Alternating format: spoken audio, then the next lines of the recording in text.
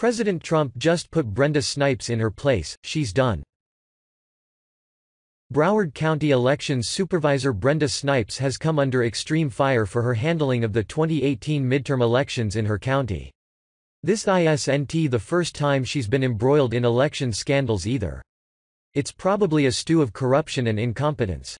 Either way, President Trump is no fan of hers. Trump is calling Snipes a disgrace. He's putting her in her place and calling for her to be fired and removed from office. The president gave the Daily Caller the scoop on his opinion of Snipes and her handling of the voting in Broward County. President Donald Trump believes that the embattled Broward County Elections Supervisor Brenda Snipes is a disgrace and that she should be fired and removed from office. The president spoke to the Daily Caller in an exclusive, wide-ranging interview Wednesday at the White House. The president did not mince words when asked about Snipes and the Florida recount.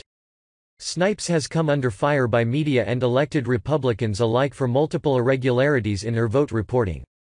After the Florida Senate race was called for Republican Governor Rick Scott on election night, election supervisors in Broward and Palm Beach counties were still adding votes to their tally, in violation of Florida reporting law. In the subsequent days, Snipes defied a judge's order to submit overvoted and undervoted absentee ballots for public review and admitted to accidentally mixing illegal ballots in with good ones. The illegal ballots cannot be identified now, according to Snipes. THEDC asked the president specifically if he considers this behavior illegal and what Snipes' future in her role as an election official should be. "She's a disaster," Trump said of Snipes. He pointed to Snipes' past alleged election illegality, which included destroying ballots and opening ballots illegally. "You look at her past, she's a disaster," Trump said, "even with me. I won Florida and, you remember? That area, Broward, didn't come in," Trump said of Broward County, Florida and Snipes. "You can only put in so many votes, although she may change that system. When they call this woman incompetent, they're wrong," Trump said of Snipes. "She's very competent but in a bad way." When asked directly by THEDC if Snipes should be removed from office, Trump said, "Oh, she should have been removed. I think she should have been removed in the middle of this mix-up." Scott has considered removing Snipes. Trump went on to say they should have called Florida during the evening of the election. "Well, many votes were added to that, and, you know what's going on. And now they have mixed them up. They mixed the votes up and now you can't find the ones that were put in, they just put them into a batch." The president renewed his call for national voter ID laws and decried illegal voting. "The Republicans don't win and that's because of potentially illegal votes," Trump complained.